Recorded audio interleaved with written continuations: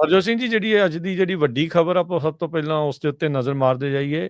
Israel ਤੇ Hamas ਨੇ ਆਪਸ ਦੇ ਵਿੱਚ ਸੰਧੀ ਇੱਕ ਹਿਸਾਬ ਦੇ ਨਾਲ ਕਰ ਲਈ ਆ।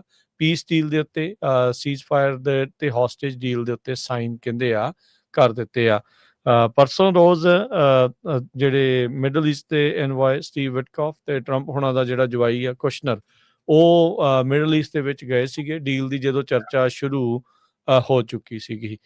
7 ਅਕਤੂਬਰ 2023 ਨੂੰ ਹਮਾਸ ਨੇ ਇਜ਼ਰਾਈਲ ਦੇ ਉੱਤੇ ਹਮਲਾ ਕੀਤਾ ਸੀ, ਜਿਸ ਤੋਂ ਬਾਅਦ ਦੇ ਵਿੱਚ ਉਹਨਾਂ ਨੇ 1000-1200 ਬੰਦੇ ਦੀ ਜਿਹੜੀ ਉਹ ਮੌਤ ਹੋਈ ਸੀ, ਉਹਨੂੰ ਮਾਰਿਆ ਸੀਗਾ, ਤੇ 200-250 ਬੰਦੇ ਜਿਹੜੇ ਉਹਨਾਂ ਨੇ ਅਗਵਾ ਕਰ ਲਏ ਸੀਗੇ। ਉਹਨਾਂ 2 ਸਾਲਾਂ ਦੇ ਦਰਮਿਆਨ ਇਜ਼ਰਾਈਲ ਨੇ ਜਿਹੜੇ ਗਾਜ਼ਾ ਦੇ ਉੱਤੇ ਲਗਾਤਾਰ ਜਿਹੜੇ ਆ ਉਹ ਹਮਲੇ ਜਾਰੀ ਰੱਖੇ। 67,000 ਲੋਕਾਂ ਦੀ, ਪੈਲਸਤੀਨੀਆਂ ਦੀ ਜਿਹੜੀ ਇਸ ਦੇ ਵਿੱਚ ਮੌਤ ਹੋਈ ਆ, ਜਿਨ੍ਹਾਂ ਚੋਂ 1/3 20,000 ਤੋਂ ਵੱਧ ਬੱਚੇ ਜਿਹੜੇ ਆ ਉਹ ਇੱਥੇ ਮਰੇ ਨੇ। ਤੇ ਹੁਣ ਇਸ ਡੀਲ ਦੇ ਵਿੱਚ 2 ਸਾਲਾਂ ਦੀ ਲੜਾਈ ਤੋਂ ਬਾਅਦ ਚ ਹਮਾਸ ਮੰਨ ਗਿਆ ਵੀ ਉਹ ਸਾਰੇ ਹੀ ਬੰਦਕਾਂ ਨੂੰ ਉਹ ਛੱਡ ਦੇਵੇਗਾ। ਦੋਨੋਂ ਹੀ ਧਿਰਾਂ ਉਹਨਾਂ ਨੇ ਕਨਫਰਮ ਕੀਤਾ, ਡੀਲ ਦੇ ਉੱਤੇ ਸਾਈਨ ਕਰ ਦਿੱਤੇ। ਇਨਡਾਇਰੈਕਟ ਟਾਕਸ ਸੀਗੀਆਂ ਇਜਿਪਟ ਦੇ, ਮਿਸਰ ਦੇ ਜਿਹੜੇ ਬੀਚ ਰਿਜ਼ੋਰਟ ਦੇ ਉੱਤੇ ਸਾਰੀਆਂ ਵਾਪਰੀਆਂ। ਕਤਰ ਤੇ ਮਿਸਰ ਨੇ ਇਸ ਦੇ ਵਿੱਚ ਕਹਿ ਲਓ ਵੀ ਵਿਚੋਲਗਰੀ ਦੀ ਜਿਹੜੀ ਆ ਮੇਨ ਭੂਮਿਕਾ ਨਿਭਾਈ ਆ। ਜਦੋਂ 2 ਹਫ਼ਤੇ ਪਹਿਲਾਂ ਟਰੰਪ ਹੋਣਾ ਨੇ ਪੀਸ ਪ੍ਰਪੋਜ਼ਲ ਜਿਹੜਾ ਉਹ ਲਿਆਂਦਾ ਸੀ, ਅਰਬ ਮੁਲਕਾਂ ਨੇ ਵੀ ਇਸ ਦੀ ਹਮਾਇਤ ਕੀਤੀ ਸੀ। ਇਹਨਾਂ ਦੇ ਵਿੱਚ ਜਿਹੜਾ ਹਰਜੋਤ ਸਿੰਘ ਜੀ ਜਿਹੜੀ ਫਾਈਟਿੰਗ ਆ ਉਹ ਹੁਣ ਕਹਿੰਦੇ ਵੀ ਇਸ ਡੀਲ ਦੇ ਤਹਿਤ ਰੁਕ ਜਾਵੇਗੀ। ਇਜ਼ਰਾਈਲ ਕੁਛ ਤਰੀਕੇ ਦੇ ਨਾਲ ਗਾਜ਼ਾ ਦੇ ਵਿੱਚੋਂ ਵਿਡਰਾ ਕਰੂਗਾ, ਪੂਰਨ ਤੌਰ ਤੇ ਨਹੀਂ ਕਰੂਗਾ। ਹਮਾਸ ਜਿੰਨੇ ਵੀ ਹੌਸਟੇਜ ਆ, ਬੰਦਕ ਆ, ਉਹਨਾਂ ਸਾਰਿਆਂ ਨੂੰ ਛੱਡੂਗਾ। ਤੇ ਇਹਦੇ ਵਿੱਚ ਜਿਹੜੇ ਸੈਂਕੜੇ ਹੀ ਪ੍ਰਿਜ਼ਨਰਸ ਇਜ਼ਰਾਈਲ ਨੇ ਬਣਾਏ ਆ ਫਲਸਤੀਨ ਦੇ, ਉਹਨਾਂ ਨੂੰ ਇਜ਼ਰਾਈਲ ਵਾਲੇ ਵੀ ਜਿਹੜੇ ਉਹ ਛੱਡਣਗੇ।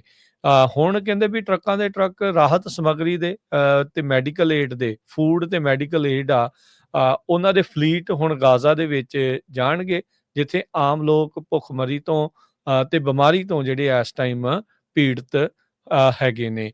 2 ਮਿਲੀਅਨ ਪਾਪੂਲੇਸ਼ਨ ਸੀਗੀ ਹਰਜੋਤ ਸਿੰਘ ਜੀ ਇਸ ਲੜਾਈ ਤੋਂ ਜਿਹੜੇ ਜੀ ਪਹਿਲਾਂ, ਤੇ ਹੁਣ ਇਹ ਦੇਖਣਾ ਹੋਊਗਾ ਵੀ ਬਾਅਦ ਦੇ ਵਿੱਚ ਕੀ ਸਥਿਤੀ ਬਣਦੀ ਆ। 67,000 ਤਾਂ ਮਰ ਚੁੱਕੇ ਆ। ਇਸੇ ਤਰੀਕੇ ਦੇ ਨਾਲ ਹਜ਼ਾਰਾਂ ਹੀ ਹੋਰ ਇਸ ਟਾਈਮ ਉਹ ਜਿਹੜੇ ਕਾਫੀ ਜ਼ਿਆਦਾ ਨਾਜ਼ੁਕ ਸਥਿਤੀ ਦੇ ਵਿੱਚ ਨੇ, ਟੈਂਟਾਂ 'ਚ ਰਹਿ ਰਹੇ ਆ। ਕਾਫੀ ਤਰੀਕੇ ਦੇ ਨਾਲ ਗਾਜ਼ਾ ਜਿਹੜਾ ਹਰਜੋਤ ਸਿੰਘ ਜੀ ਮਲਬੇ ਦਾ ਢੇਰ ਉਹ ਬਣ ਚੁੱਕਾ ਆ। ਇਜ਼ਰਾਈਲ ਦਾ ਪ੍ਰਾਈਮ ਮਿਨਿਸਟਰ ਨੇਤਨਯਾਹੂ ਦੇ ਆਫਿਸ ਨੇ ਕਿਹਾ ਵੀ ਸੀਜ਼ਫਾਇਰ ਉਦੋਂ ਇਫੈਕਟ ਦੇ ਵਿੱਚ ਆਊਗੀ ਜਦੋਂ ਐਗਰੀਮੈਂਟ ਜਿਹੜਾ ਆ ਉਸ ਨੂੰ ਰੈਟੀਫਾਈ, ਉਸ ਦੇ ਵਿੱਚ ਸੋਧਾਂ ਕਰ ਦਿੱਤੀਆਂ ਜਾਣਗੀਆਂ ਉਹਨਾਂ ਦੀ ਸਰਕਾਰ ਦੇ ਵੱਲੋਂ।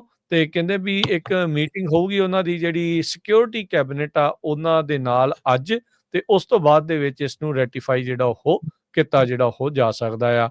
ਸੋ ਹਮਾਸ ਨੂੰ ਜਿਹੜਾ ਹਰਜੋਤ ਸਿੰਘ ਜੀ ਬਿਲਕੁਲ ਤੌਰ ਦੇ ਉੱਤੇ ਉਹਨਾਂ ਤੋਂ ਹਥਿਆਰ ਲੈਣ ਦੀ ਜਿਹੜੀ ਇਸ ਦੇ ਵਿੱਚ ਗੱਲ ਆਖੀ ਆ, ਕਹਿੰਦੇ ਵੀ ਡਿਸਆਰਮ ਉਹਨਾਂ ਨੂੰ ਜਿਹੜਾ ਪੂਰਨ ਤੌਰ ਤੇ ਕਰਨਾ ਆ। ਇੰਟਰਨੈਸ਼ਨਲ ਕਮੇਟੀ ਬਣੂਗੀ ਜੋ ਕਿ ਗਾਜ਼ਾ ਉਹਨਾਂ ਦੀ ਨਿਗਰਾਨੀ ਹੇਠ ਬੇਸਿਕਲੀ ਗਾਜ਼ਾ ਜਿਹੜਾ ਆ ਉਸ ਦੇ ਵਿੱਚ ਮੁੜ ਵਸੇਬਾ ਜਾਂ ਉਹ ਚੀਜ਼ਾਂ ਜਿਹੜੀਆਂ ਉਹ ਦੇਖੀਆਂ ਜਾਣਗੀਆਂ। ਪਰ ਹਾਲ ਦੀ ਘੜੀ 2 ਸਾਲਾਂ ਦੀ ਲੜਾਈ ਬਾਅਦ ਗਾਜ਼ਾ ਦੇ ਵਿੱਚ ਲੜਾਈ ਜਿਹੜੀ ਉਹ ਰੁਕਣ ਜਾ ਰਹੀ ਆ। 72 ਘੰਟੇ ਦਾ ਵਕਤ ਹੋਊਗਾ ਸਾਰੇ ਬੰਦਕਾਂ ਨੂੰ ਛੱਡਣ ਦੇ ਲਈ ਹਮਾਸ ਦੇ ਦੁਆਰਾ।